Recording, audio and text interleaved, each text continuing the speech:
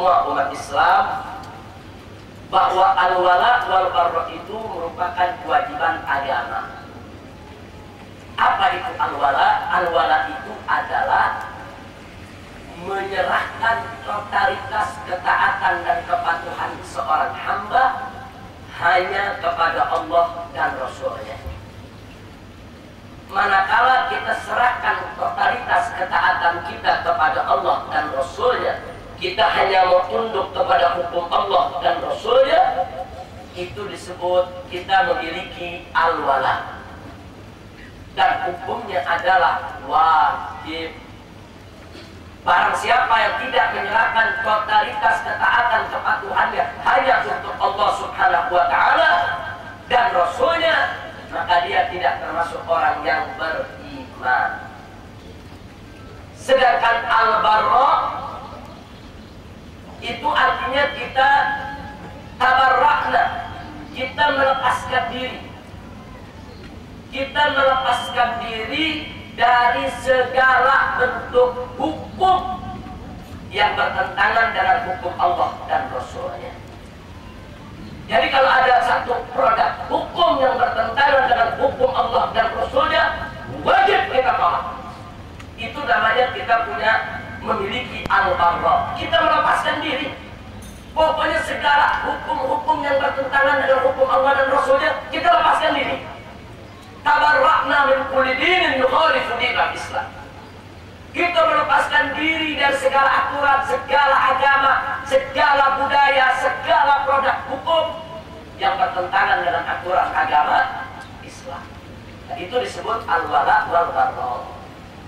Nah, semestinya al-wala wal bara ini didoktrin kepada anak-anak kaum muslimin sejak kecil sudah. Mestinya semenjak mereka kecil didoktrin, ingat nak ya, engkau wajib tunduk kepada hukum Allah dan Rasul-Nya. Engkau wajib tolak segala bentuk hukum yang bertentangan dengan hukum Allah dan Rasul. Ini harus menjadi doktrin kita kepada anak-anak kita, sehingga ketika mereka dewasa, mereka punya keyakinan, punya iman bahwasanya mereka wajib tunduk kepada hukum Allah dan wajib untuk menolak sebuah bentuk hukum yang bertentangan dengan hukum Allah dan Rasul-Nya.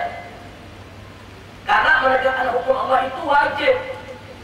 Mari kita lihat kembali surat Al-Maidah dari ayat 44. Ini sering ditanyakan oleh jamaah kita, beberapa bagian dari ayat ini. Sekarang kita baca satu persatu ayatnya dari ayat 44 sampai ayat 50. Surat Al-Maidah dari ayat 44 sampai ayat 50. A'udzu billahi minasyaitonir rajim. Bismillahirrahmanirrahim. Inna anzalna at-taurata fiha hudan wa nur. Yahkumu bihan nabiyyuna alladziina aslamu lilladziina hadu war-rabbaniyun wal ahbaru bima stuhfizu min kitabillah wa kanu 'alaihi syuhada. Fala takhshawun nasa wakhshawni wa la tashtaru bi ayati thamanan qalila. Wa man lam yahkum bima anzalallah fa ulaika humul kafirun. Wa katabna 'alaykum fiha anna an-nafsa bin-nafsi wal 'ayna bil-'ayni wal anfa bil-anfi wal udhuna bil-udhuni was sinna bis-sinni wal juruha qisas. Faman tasaddaqa bihi fa huwa kafaratun lahu. Wa man lam yahkum bima anzalallahu fa ulaika humul zalimun. وقفينا على آثارهم بعيسى ابن مريم مصدقا لما بين يديه من التوراة وآتيناه الإنجيل فيه هدى ونور ومصدقا لما بين يديه من التوراة وهدى وموعظة للمتقين وليحكم أهل الإنجيل بما أنزل الله فيه ومن لم يحكم بما أنزل الله فأولئك هم الفاسقون. وأنزلنا إليك الكتاب بالحق مصدقا لما بين يديك من الكتاب ومهيمنا عليه فاحكم بينهم بما أنزل الله ولا تتبع أهواءهم عما جاءك من الحق Likullin ja'alna minkum syir'atan wa minhaja. Walau syaa Allah laja'alakum ummatan wahidah. Walakin liyabluwakum fima ataakum. Fastabiqul khairat. Ila Allahi marji'ukum jami'an fayunabbi'ukum bima kuntum fihi takhtalifun. Wa anihkum bainahum bima anzalallah. Wa la tattabi' ahwa'ahum wahdharhum ay yaftinuka an ba'di ma anzalallahu ilayk. Fa in tawallaw fa'lam annama yuridu Allahu an yusibahum bi ba'di dhunubihim wa inna katsiran minan nasi la fasiqun. Apa hukmal jahiliyah yabghun wa man ahsanu minallahi hukma liqaumin yuqinun. Shadaqallahul azim. Saudara, dalam rangkaian ayat yang kita baca tadi dari surat Al-Maidah ayat 44 sampai ayat 50, dengan tegas Allah menceritakan kepada kita betapa menegakkan hukum Allah merupakan kewajiban umat manusia semenjak zaman nabi-nabi terdahulu sampai zaman Nabi kita Sayyiduna Muhammad sallallahu alaihi wasallam. Di surat Al-Maidah ayat 44 dan 45 Allah menceritakan tentang syariat Nabi Musa alaihi salam. Allah katakan, inna anzalna Taurat, sesungguhnya kami telah menurunkan kitab suci Taurat, fiha hudaw wa nur. Di dalam kitab Taurat itu ada petunjuk dan cahaya, kata Allah. Untuk apa? Allah nyatakan yahkumu bihan nabiyyun, untuk para nabi menghukum dengannya. Jadi Nabi Musa alaihissalam diwahyukan kepadanya, Allah berikan kitab suci Taurat yang isinya adalah petunjuk dan cahaya untuk digunakan oleh para nabi setelah Musa sebagai pedoman hukum. Wajib mereka menghukum dengan hukum Allah yang Allah turunkan kepada Nabi Musa melalui kitab suci Tauratnya. Di ayat 44 ini, di akhir ayat, Allah menyatakan wa malam yahkum bima anzalallah. Barang siapa yang tidak menghukum dengan apa yang telah diturunkan Allah, fa ulaika humul kafirun, maka mereka adalah orang-orang kafir. Jadi Allah sudah menyatakan itu dari zaman umat-umat Nabi sebelum zaman Nabi Muhammad. Jadi menegakkan hukum Islam itu bukan hanya kewajiban umat Nabi Muhammad, tidak. Semua umat para Nabi wajib menegakkan hukum Allah. Nah kemudian di ayat 45-nya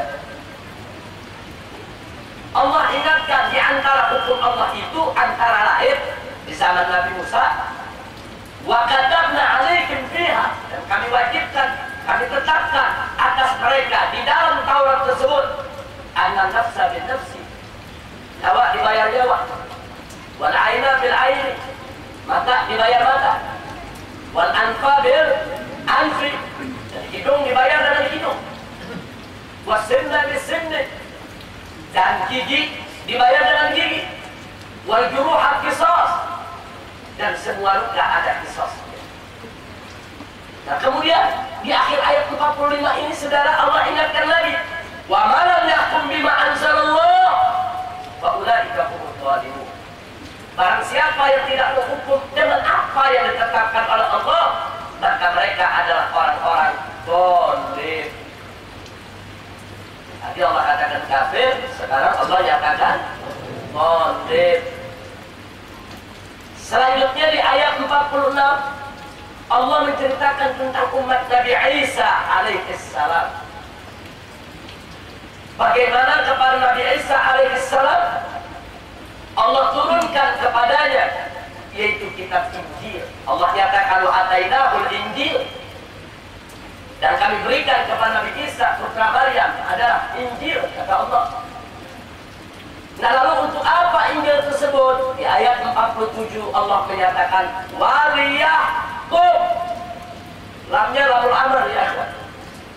Waliyahkum, hendaklah menghukum atau menggunakan hukum ahlul Injil, para pengikut Injil, maksudnya umat Nabi Isa alaihissalam, bima anzalallahu fihi, dengan apa yang Allah sudah turunkan di dalam kitab suci Injil tersebut. Wa man lam yahkum bima anzalallah, barang siapa yang tidak menghukum dengan apa yang telah diturunkan Allah, fa ulaika humul fasiqun, maka mereka adalah orang-orang fasik. Jadi ada 3 step Allah kasih. Siapa yang tidak menegakkan hukum Allah, kafir, zalim, fasik. Nah kemudian kita lihat di ayat 48. Kali ini Allah bercerita tentang kita semua, umat Nabi kita tercinta Sayyiduna Muhammad sallallahu alaihi wasallam. Allah nyatakan kepada Nabi, wa anzalna ilaikal kitab, dan kami telah turunkan kepada engkau wahai Nabi, wahai Rasul, wahai Muhammad, bil haq, dengan hak. Jadi Allah turunkan Al-Quran kepada Nabi kita Sayyiduna Muhammad sallallahu alaihi wasallam. Untuk apa? Allah perintahkan fahkum bainahum bima anzalallah. Jadi dalam ayat ini Allah nyatakan kepada Nabi, kami turunkan kepada engkau ya Muhammad Al-Quran, maka fahkum bainahum bima anzalallah, hukumlah di tengah-tengah mereka kaum punya umat dengan apa yang diturunkan oleh Allah. Jadi Nabi Allah yang suruh gunakan hukum Allah, gunakan hukum Islam, tegakkan hukum yang sudah Allah berikan dalam Al-Quran. Enggak ada perbedaan pendapat di antara ulama sudah. Semua ulama sepakat menegakkan hukum Allah. Bagi umat Islam hukumnya adalah wajib. Ini sepakat. Ini bukan persoalan furu'uddin, ini persoalan usuluddin, bahwa menegakkan hukum Allah adalah wajib. Kalau ada orang mengaku Islam mengatakan menegakkan hukum Allah tidak wajib, maka dia murtad, kafir, keluar dari Islam. Ini persoalan usul, bukan persoalan furu'. Makanya tadi kita katakan al-wala, memberikan totalitas kepatuhan, hanya patuh tunduk kepada hukum Allah adalah wajib. Nah kemudian di ayat 49, saudara, diulangi sekali lagi oleh Allah, wa anihkum bainahum bima anzalallah. Wahai Nabi, wahai Muhammad, wa anihkum bainahum bima anzalallah, maka tetapkanlah hukum di antara mereka kau punya umat bima anzalallah, dengan apa yang telah diturunkan oleh Allah. Wala tattabi ahwa'ahum, jangan kau ikuti hawa nafsu mereka. Nabi diingatkan Allah, wala tattabi ahwa'ahum, jangan kau ikuti hawa nafsu mereka, umat manusia, jangan. Ini hukum Allah tegakkan, jangan kau ikuti hawa nafsu, yaitu daripada mereka. Kemudian dikatakan wahdarhum, hati-hati kepada mereka, beri peringatan kepada mereka. Jadi jangan coba-coba ada umat Nabi yang ingin melepaskan diri daripada kewajiban menegakkan hukum. Nah kemudian saudara, di ayat 50-nya ada ancaman keras dari Allah. Allah menggunakan hamzah istifham untuk tanda tanya, tapi dalam ayat ini bukan buat tanya, tapi lihat saja untuk teguran keras, saudara. Karena pertanyaan ini pertanyaan yang nggak perlu dijawab. Seperti ada anak nakal, saudara, tidak mau buat PR, orang tuanya marah. Terus orang tuanya nanya, kamu tidak mau buat PR ya? Itu pertanyaan perlu dijawab tidak? Orang itu lagi nanya atau lagi marah? Nah, maksudnya apa? Kerjain PR. Nah, dalam Al-Quran juga ada kalimat seperti itu juga. Allah firmankan di ayat 50, apa hukum jahiliyah yabghun? Apakah hukum jahiliyah yang mereka inginkan? Maksudnya mereka yang nggak mau pakai hukum Allah. Apa hukum jahiliyah yabghun? Apa hukum jahiliyah yang mereka mau? Wa man ahsanu minallahi hukma. Siapa hukumnya yang lebih bagus daripada hukum Allah? Ini pertanyaan yang nggak perlu dijawab, saudara. Ini pertanyaan jawabnya sudah jelas. Nggak ada hukum yang lebih baik daripada hukum Allah. Nggak ada hukum yang lebih bagus daripada hukum Allah. Yang namanya orang beriman nggak boleh dia menginginkan hukum jahiliyah, tapi wajib dia mengikuti hukum Allah. Jadi orang-orang yang tidak mau menerima hukum Allah, Allah kecam dalam ayat ini. Apa hukum jahiliyah dia buat? Kalau mereka tidak mau pakai hukum Allah, apa mereka mau pakai hukum jahiliyah? Kemudian Allah nyatakan lagi, wa man ahsanu minallahi hukman liqaumin yuqinun. Tidak ada hukum yang lebih baik daripada hukum Allah bagi orang-orang yang yakin. Maka itu di sini ini ayat walaupun menggunakan adawat istifham daripada wa man ahsanu minallah. Ini bukan sekedar untuk nanya, tapi untuk menyatakan dan nafi, tidak ada hukum yang lebih baik daripada hukum Allah Subhanahu wa ta'ala. Karena itu saudara, dengan ayat-ayat yang kita baca tadi, Anda boleh lihat seluruh tafsir salaf maupun khalaf, bahkan tafsir yang paling modern sekalipun.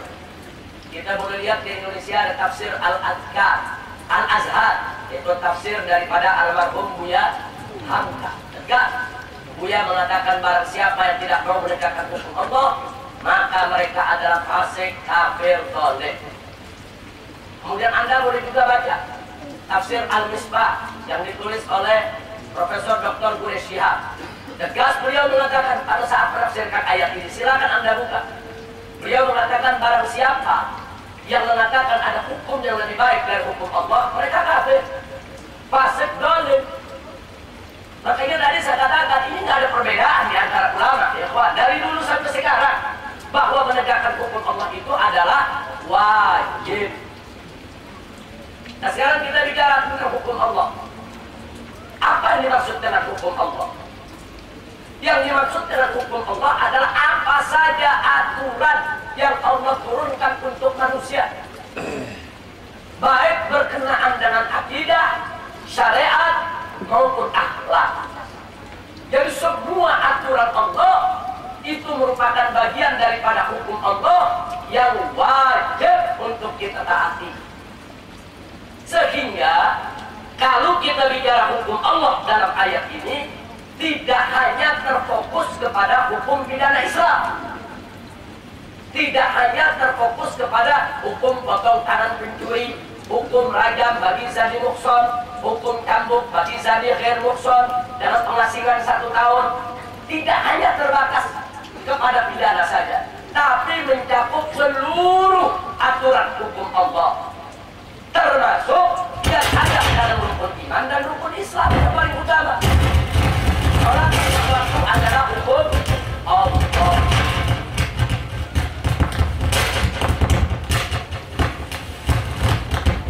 Jadi barang siapa yang tidak mau tunduk kepada hukum Allah, atau dengan pongah, tongkat, sombong dan takabur, tidak mau menerima hukum Allah, maka mereka kafir, zalim, fasik.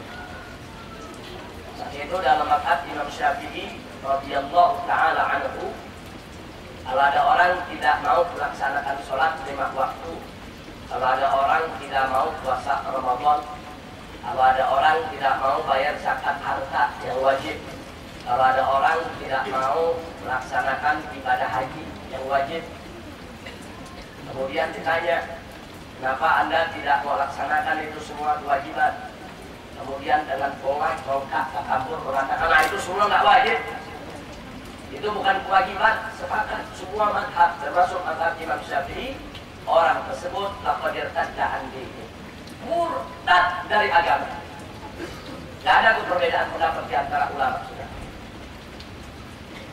Nah lalu bagaimana kalau dia tidak sholat, tidak puasa, tidak zakat, tidak haji karena malas, bukan karena menolak hukumnya?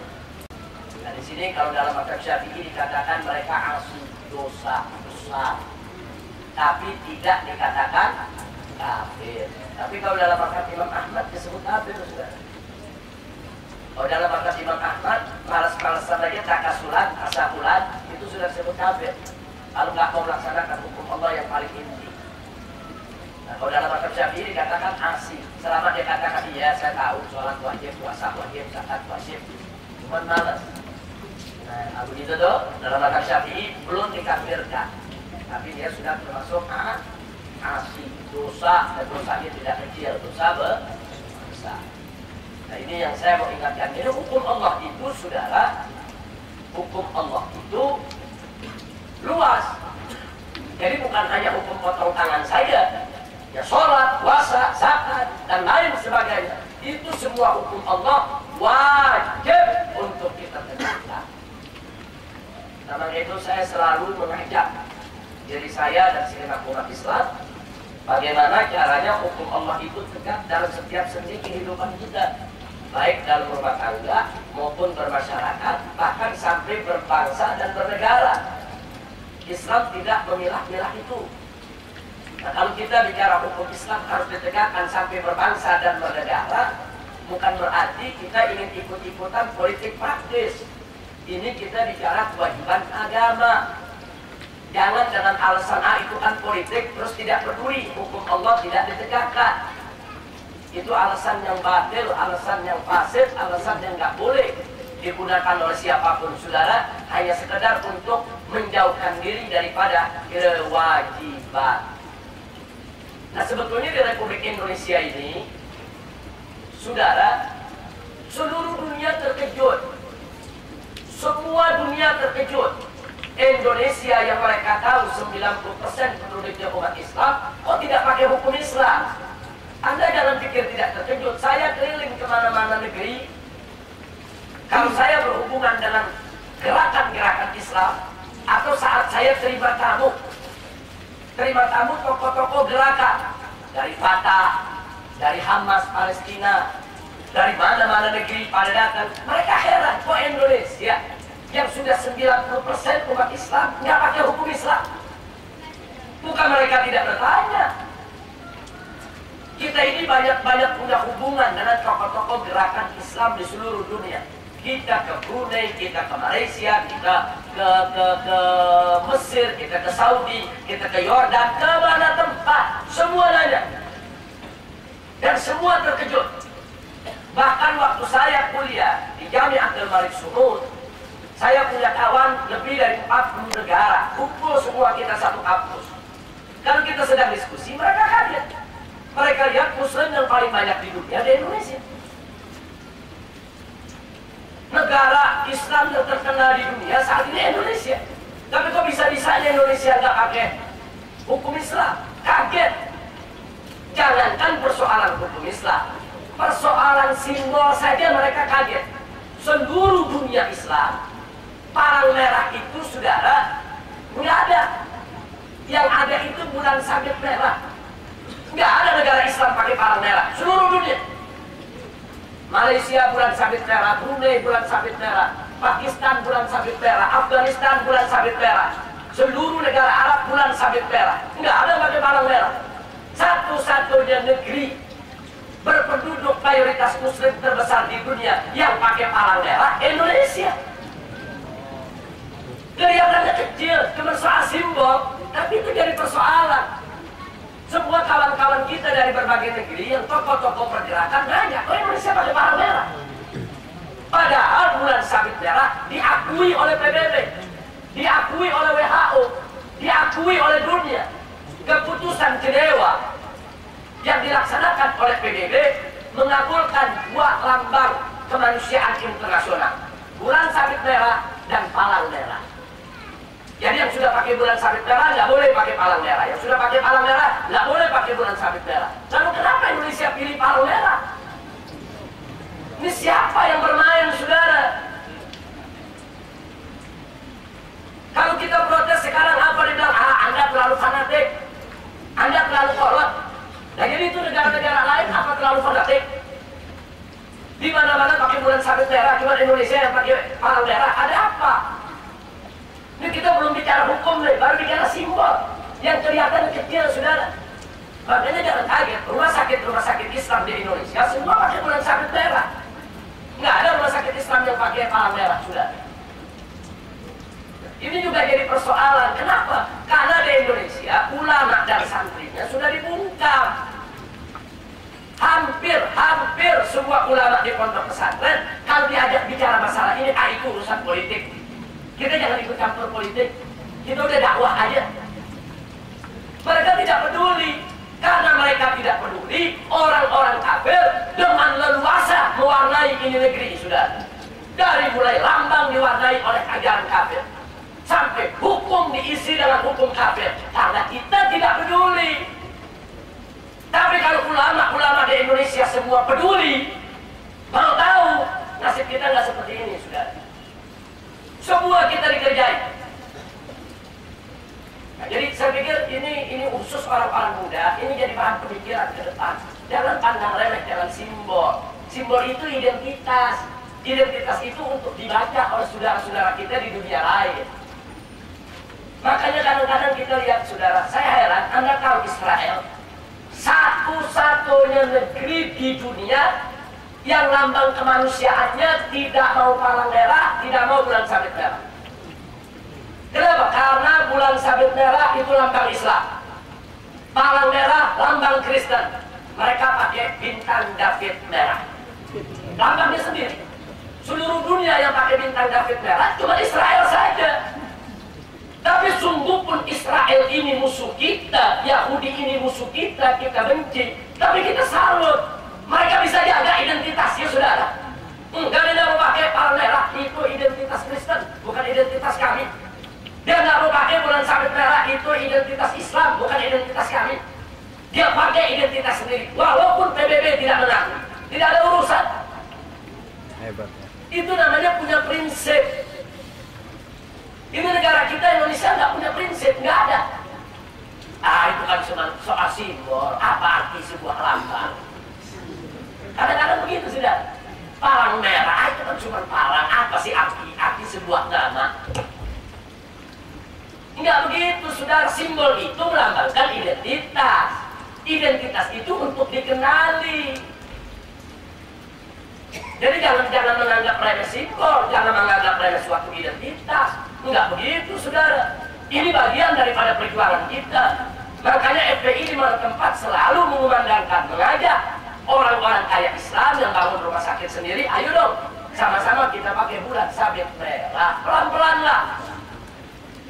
Ayo dong, kalau kita punya sekolahan, kita bangun di situ ada palang merah remaja. Kenapa sih nggak diganti dengan bulan sabit remaja, bulan sabit merah atau hilal merah? Makanya kami di DPP FPI, ketika terjadi gelombang tsunami di Aceh, kami membentuk HILMI, Hilal Merah Indonesia. Jadi setiap ada kegiatan kemanusiaan, selalu kami turunkan Hilal Merah Indonesia. Jadi kami tolak itu palang merah.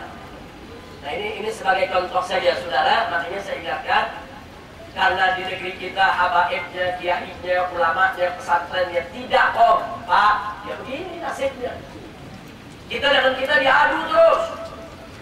Sunni dengan Sunni diadu, apalagi Sunni sama Syiah. Sunni sama Sunni aja diadu.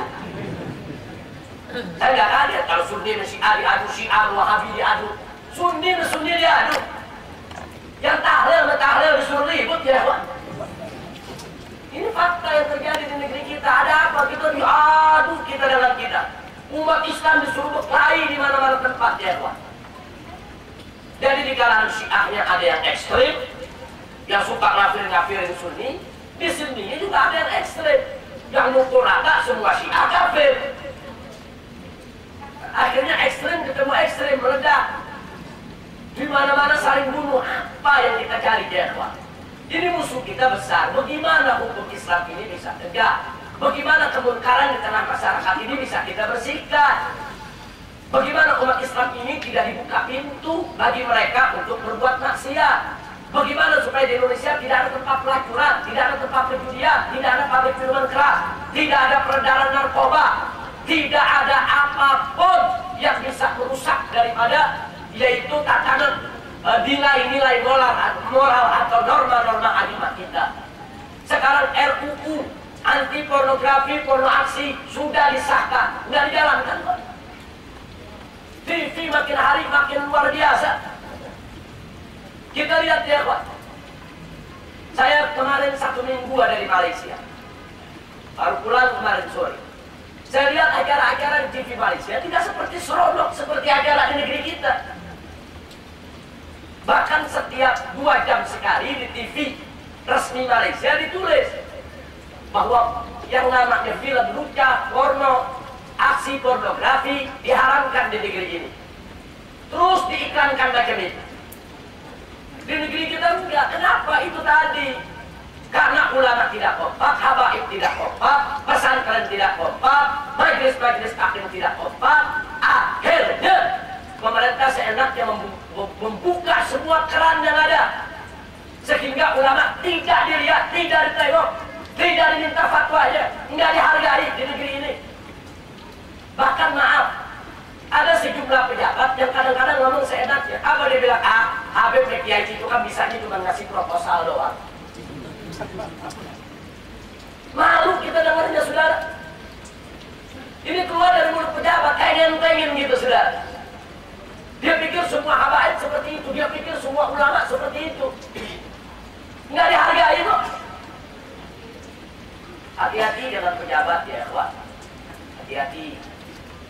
Saya katakan hati-hati. Saya punya kawan, punya pengalaman. Dulu kalau datang ke pejabat, rokok saja sama asbak rokok itu pejabat nggak berani ada di meja. Wah, kiai datang, asbak rokok semua dipinggirkan. Hormat betul sama kiai. Kenapa baru kena? Baru kena. Tapi begitu sudah mulai lama kenal, proposal mulai masuk, kasih bantuan, besok asbak sudah mulai ada di meja. Mulai berani ngerokok depan kiai. Tadinya enggak, asbak aja enggak boleh ada.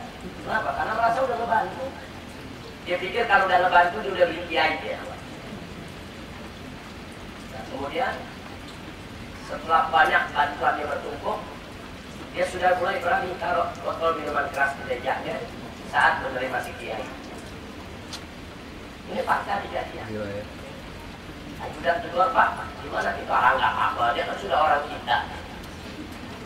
Nggak apa-apa, ini kiai baik, nggak usil kok sama kita. Nah, jadi saya hanya ingatkan hati-hati. Hati-hati dalam pejabat. Jangan datang kalau tidak ada keperluan buat umat ya. Kalau ada keperluan buat umat, datang.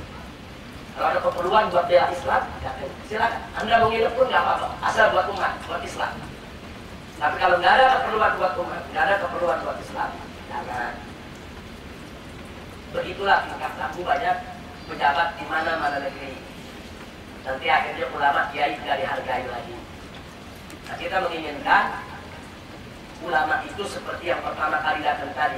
Jangankan minuman keras, asbak aja nggak berani ada di mejanya ya. Wah, kiai datang singkir itu asbak semua, nggak berani. Mestinya ulama seperti itu ya, Wah. Jaga karismanya, jaga. Nah, ini yang saya ingatkan. Jadi di negeri ini saya pikir pejabat-pejabat ini perlu dikasih pelajaran. Pejabat-pejabat ini memang perlu dikewel semua. Nah, supaya mereka ini nggak kurang ajar lagi ke depan ya, Wan. Nah, mereka bisa menghargai daripada perjuangan ulama. Nah, maka itu perjuangan kita ke depan makin berat. Mudah-mudahan Allah memberkahi kita. Amin ya Rabbal Alamin.